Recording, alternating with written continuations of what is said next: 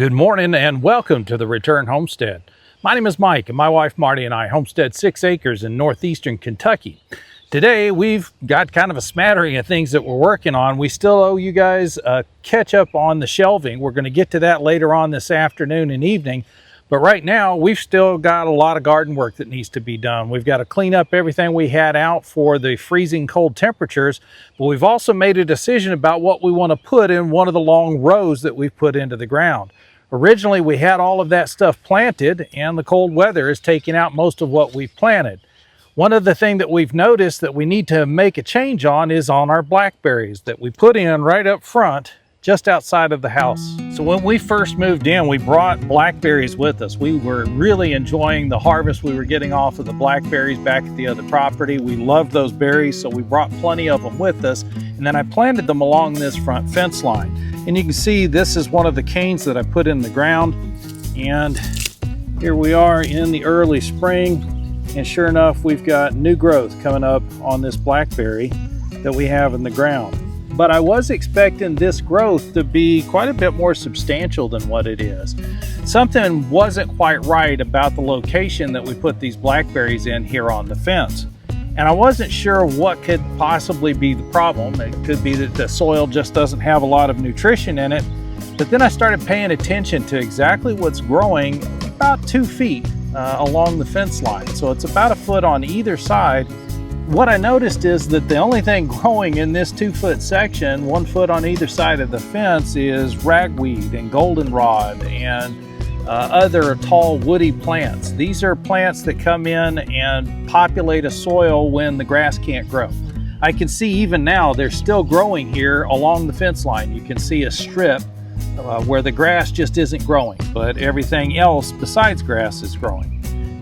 And that brought me to the neighbor's driveway, which is just on the other side of this fence. And they do cut the grass here on the driveway, but they don't do a lot of management on their fence line. And I imagine they probably come through or have a crew come through and cut the fence lines maybe once a year. But I noticed that they came out here the other day with a spray rig, which means they're spraying a herbicide along the fence lines. And I'll give them that is definitely one way to keep the weeds and grasses from growing right along the fence line, but what it does is poisons the soil. And I don't care how many studies they put out telling you that glyphosate is safe and that herbicides are a good and effective way to control weeds. What it does is it kills the microbiology in the soil. And that stuff is persistent. It does not become inert just when it gets into the soil. It hits the soil and it starts killing off all of the fungi and all of the bacteria that are growing just below the surface. So it not only kills the plants, it kills the life that produced the plants in the first place.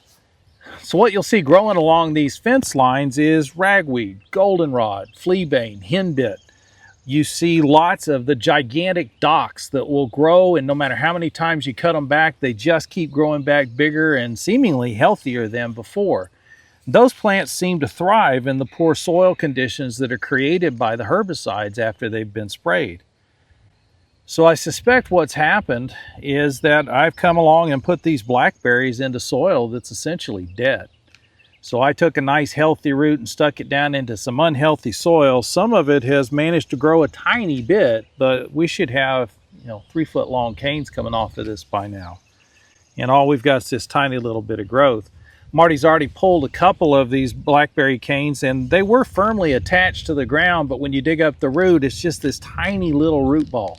And the root ball seems to have shrunk by about half since we put it in the ground. And that tells me that this soil is simply not going to be usable. We're just not going to be able to plant anything along this fence line. And that's good and bad. We'll be able to manage the fence easier because there won't be anything growing here except these big, tall, woody plants. But it means we've got to get these blackberries moved. We really do want to try to get a harvest off of these. We're not going to get one this year. We're going to wait for the canes to grow in. They do tend to fruit on the second year cane.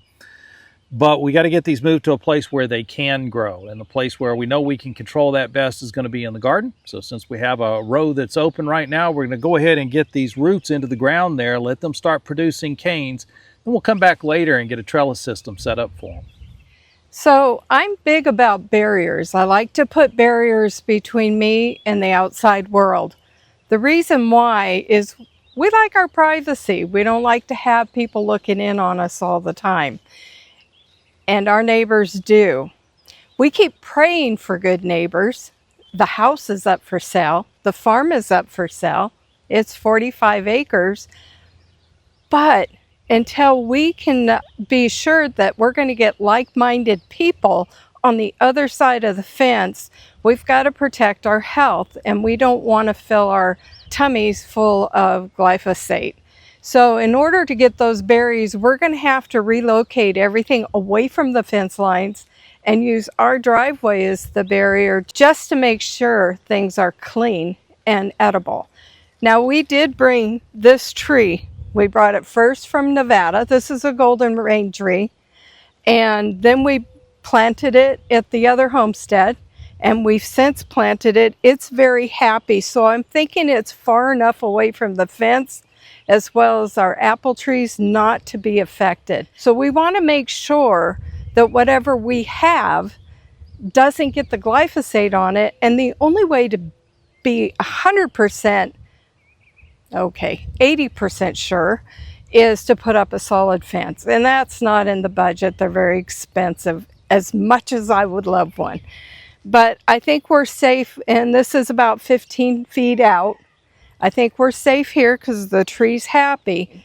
So if you're interested in a farm and you don't use herbicides, hit us in the comments. You can see this is what we found when we moved in. See all these tall, woody plants. And that's about all that was growing along this fence line. We didn't clean this particular panel. Any place that I planted the blackberries, we did clean the panel off. So I got those tall woody plants out from the year before. But if you look down the fence row, you can see how the plants are not growing the same. Just outside of that 2-foot area, you've got plenty of good grasses growing.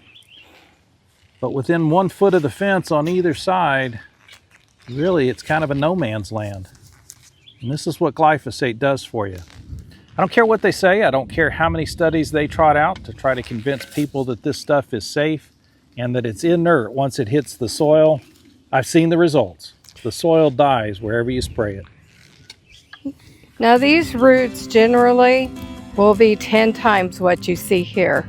So it lets us know this is a bad thing. That root was much larger when I planted it too. So what we're doing is soaking these in a bucket of water to get any soil off of it before we replant. Now, will this grow? This one's sketchy, but we'll try. Be mindful of what's next door. So there you go, plant your barriers, but be careful what you plant and where you plant it. You don't know what your neighbors have been doing or might do in the future.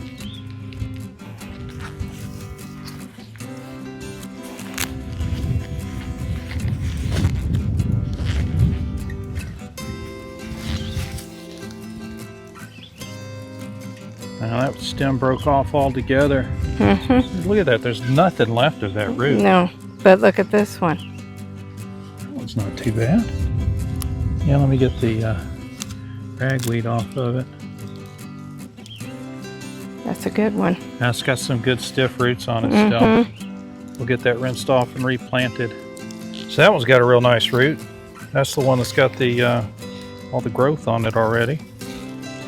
There we go. Look at these roots. It's not bad. As long as we've got some good roots to work with, I think we can get these things to grow. I think so. We're going to try anyway. We really are partial to these blackberries. We really enjoyed all of the products they're all we've made. thornless. Yeah, and they're thornless, so that's a huge advantage. You know, strangely enough, this soil is holding together really nicely around the roots. So in these healthy plants, you can tell the difference in the soil.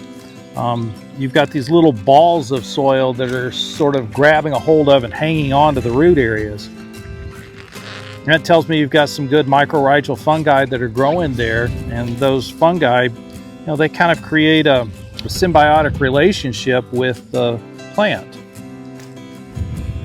Here's a pretty one. Oh, that's another nice one.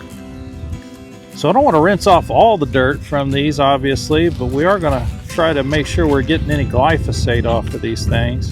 Yeah, this soil's holding together good right up around the base of the plant, and the rest of it's not so good. So right around the fence post, this is what you find.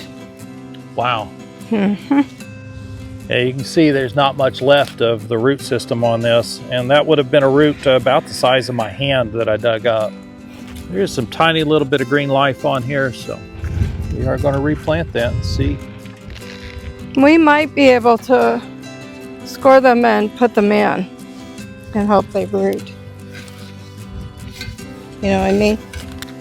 Like Yes. I do the elderberries. In fact, that last stem you gave me had a bit of a scar on it, and there was some indication that it was starting to root where that scar was.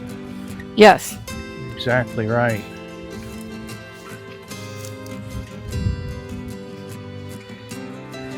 So the soil doesn't look terribly bad here. But it is stunting the growth.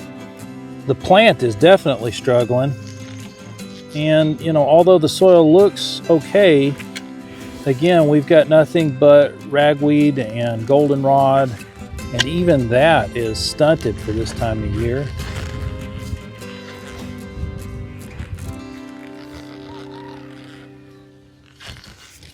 It's not a bad size root ball. This is about what the size was that we were planting.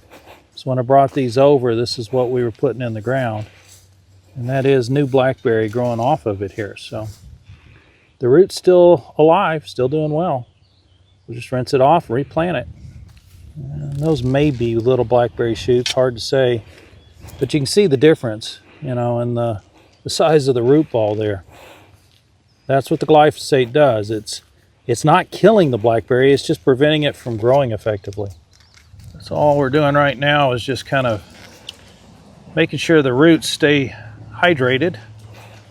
Also want to prevent oxidation if we can. Blackberry roots are very sturdy, so they're not going to be opposed to being moved around like this.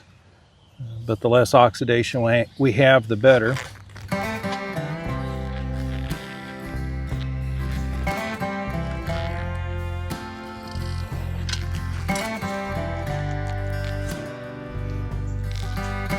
Right here. It's hard to tell. You're not digging huge holes, are you? No. We're just kind of breaking the soil loose and it comes right out. It does, unfortunately. All right, so let's see if we can get these put in the ground in the garden. Do you think all of our elderberries are okay? Our elderberries are planted out here along the driveway. So they're clipped far enough away from the fence? They should be. I mean, it's possible for overspray to get that far out, but it would be so diluted I wouldn't That's a expect it would dogwood. do much. See if we can find some. I know I've identified them to be able to cut the grass. Oh, I here's felt one. something. Here's one of the elderberries that we planted. Got no growth on it yet. It's rooted. Yeah, it's very firmly rooted. I can't pull that out of the ground, so Okay. we should shortly get some growth on this thing. Well, when we replanted like this at the other house, they were hip high first year. Oh yeah, the elderberry grows so fast. You know, at first you think, oh, there's not going to be anything here, and then all of a sudden, that little stick you put in the ground suddenly has 4 little spikes coming up off of it, and a week later it's 4 feet tall and there's 15 of those spikes. So we've got these things planted out here, just waiting to see what kind of growth we're going to get off of them this year. That one's feeling a little dicey, but it's giving a little bit of a pullback. Oh, here we go. So just see right here, buried down in the grass. Right at the base of this stem. Got this year's elderberry growth just starting to come up. So these are Adams and John's elderberries. You need 2 different types to cross-pollinate.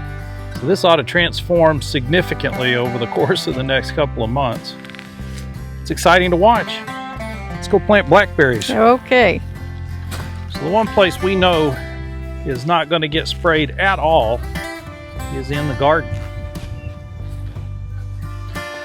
We don't use herbicides, we don't use pesticides. I'm not above using something very rational like permethrin, but usually we'd only use that on the house. Keep the wood bees away. Keep the wood bees away, right? And wasps. Yes. And We don't do flying, stinging things. No, flying, stinging things can all be sprayed and killed as far as I'm concerned. Plus, I've already had my wasp sting for the year. Right? I don't need another. Y'all, we're not opposed to wasps. We're just opposed to wasps above the front door. Now, the wasp we had in the desert, Oh, at the depot. yeah, they would. Bald-face hornets. Yep, they would carry away the tomato worms. Yeah, that's right. We had that one wasp that we saw actually carrying away the green worms from the tomatoes. And it laid its eggs on its back. The wasp was too small to fly away with it, so the wasp was dragging the thing across the ground. So we've got one trellis in. This is where tomatoes and peppers are going to go in. We did have to go and get some plants. So all those starts that Marty did on peppers, we already had in the ground, and the freeze has gotten all but maybe one or two of them. So we've got some jalapenos and bell peppers. They're just set aside waiting for a clear 10-day forecast when there's not anything below 40 degrees predicted. Well, peppers like to be at 45 or better. It stunts the growth. We have a 41 in the forecast for next Friday. In Kentucky, hey, I'm talking. In Kentucky, it's after Derby Day, and the Derby is done. Plus, they say Mother's Day. Mother's Day's this Sunday. So we're going to wait, but we got green beans coming out like crazy. Yeah, these are the green beans that we had covered with sheets. Obviously, that was a good thing we did because they're popping up all over the place. And you can see all these peppers are dead. Toast. Even the few that we had covered down here. There's one. They got one plant that may survive. A bell pepper. So tell me this, honey, next year when it comes time to start plants, are you going to not start plants? No. Nope, you're still going to start plants. I'm a rebel. Not the first time we've put plants in the ground and had them all die. My fennel lived. Yeah, the fennel looks nice. Okay, and the sunflowers, frost and freeze didn't touch them. Yeah, we didn't do anything about protecting this row of sunflowers, and they're coming up nicely. And these are seeds we brought with us from Nevada. Yep. So this is old seed as well.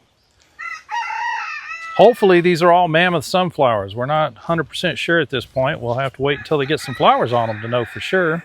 Well, I did plant a few smaller multi-stemmed. Oh, okay. Yeah, on purpose. They help hold up the mammoths. They do.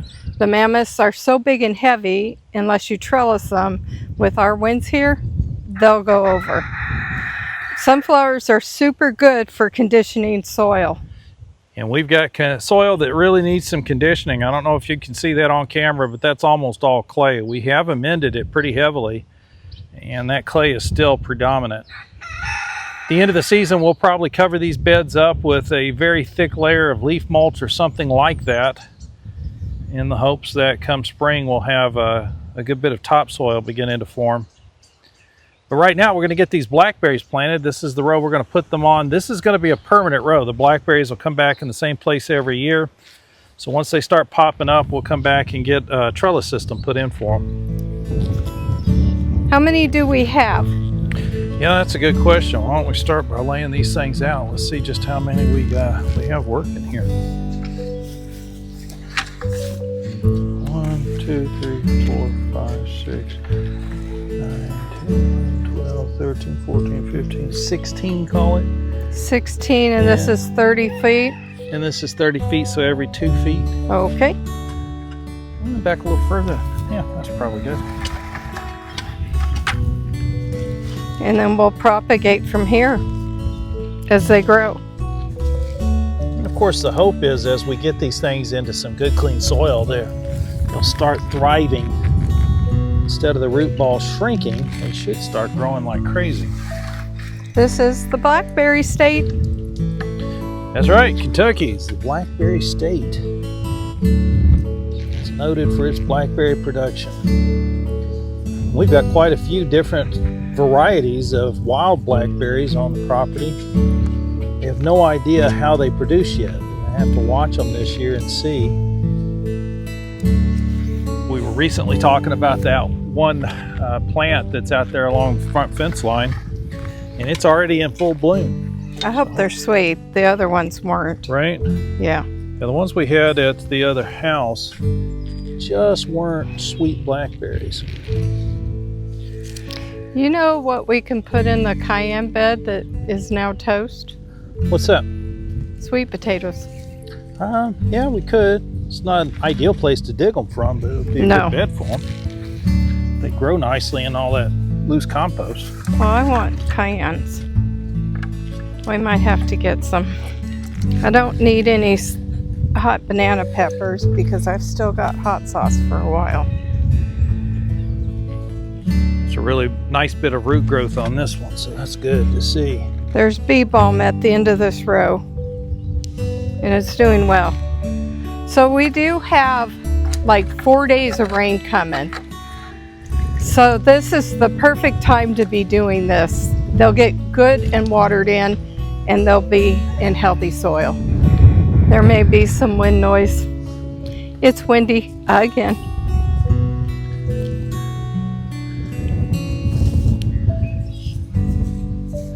You know, I don't know where you're at on your return to the land, labor, and life journey, but it's possible you're not a newbie. You're not just putting your first garden in.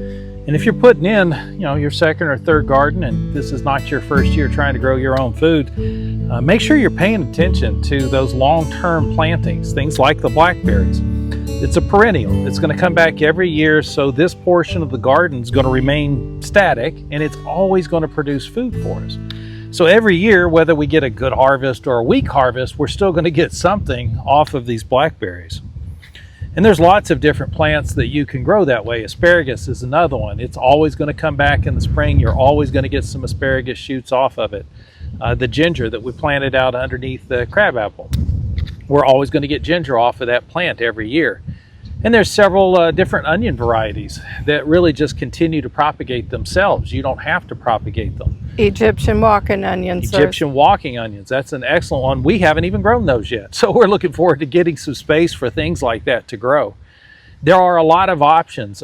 Purple sweet potatoes. I've heard tell from some gardeners that if you plant those in your garden, you will always have purple sweet potatoes. No matter how hard you try to dig up every last one of those potatoes, there's always something left in the ground and it will produce more potatoes.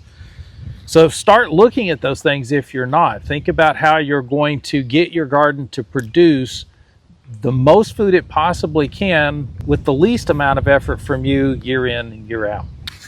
Some of these are not looking too bad. They just should be much bigger by now. But if we only get 2 or 3 plants, as the canes get long, they bend. And once they bend, if the head gets in soil, it re-roots. So what we can do is once the canes start getting long, we can put a bucket of soil next to it, bend it, plant it, and then once it roots, we can cut it, propagate, and move.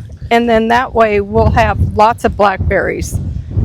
You're probably getting all this wind that we have. We're sorry. But here we go. We just talked about the wind in the last video, and I don't know. We're out here every day. We're paying attention to this stuff because we have to. We're kind of out in the middle of it. And I'm telling you, this wind is not normal. This is not the way the wind normally blows. Now we are on the top of a ridge.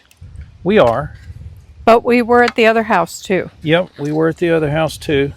And we didn't have winds this big. Had we had winds this big, I'd have probably had a heart attack of all the really tall trees around the houses.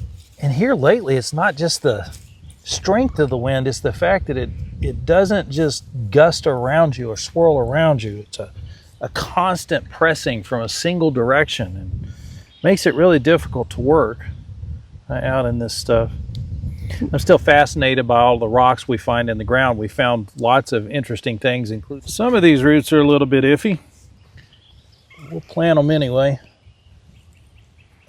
Like Marty pointed out, we can always propagate, fill in any holes. We will. Y'all may have seen somebody else's blackberry stand, and you know they've got it perfectly manicured and it's beautiful, and it's producing 20 and 30 gallons of blackberries off of a row this size, and you think, well, there's no way I could possibly do that. They obviously know what they're doing.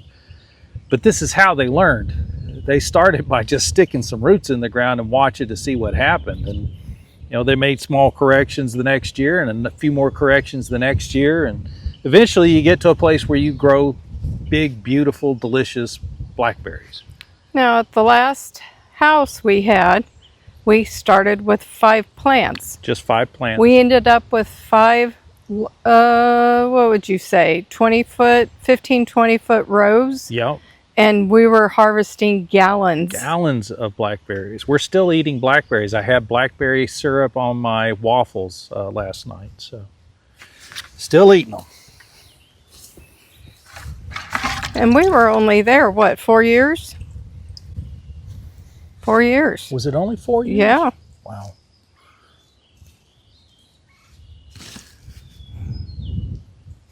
Almost to the day.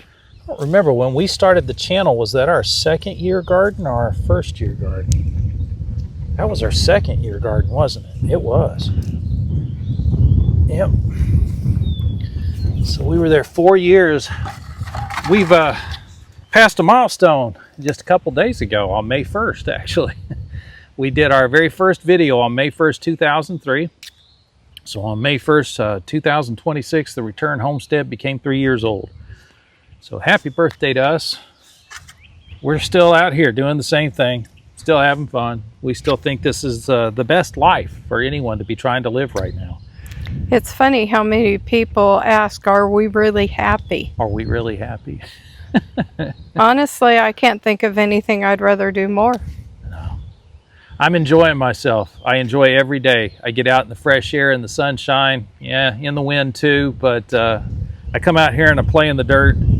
I get dirty, I get sweaty. It's good, hard physical workout. I don't need to go spend time in the gym. I'm not going to spend any time running on a track. There's no need to. I get plenty of exercise all day long. What's not to like? And we get to eat great food that we produced. We know it's clean. We know it's safe. This is why we keep encouraging everybody to return to the land, return to labor, and return to life. It's not just because we think the world's coming to an end, which we do, but because we think this is a much better way of life. We're enjoying doing this. This is a lot of fun. It feels like the right thing to do, the proper way for humans to exist. Grow your own food. Grow what you eat what you grow. Look at how pretty that one is. So that's a good, healthy looking one. Is that it? One more. Well, no, there's actually 3 more, but they're kind of iffy. So Well, let's put them in here with the sunflowers. Alrighty. And that's about it. We've got an entire row of blackberries now put in the garden. We've got some dirty hands, dirty fingernails. This is the way life is supposed to be. We do want to thank you for joining us on the Return Homestead today. If you haven't subscribed to the channel yet, please just open that window up, go ahead and hit the subscribe button. While you're in there, hit the thumbs up icon. That's going to let the algorithm know you enjoyed the video, and they'll share it out with more people. More importantly, if you know anyone who's just thinking about gardening, or maybe they've been asking questions about blackberries, then share this video with them on your social media. That's going to help us spread the message about how everyone needs to return to the land, return to labor, and return to life. And we'll see you next time.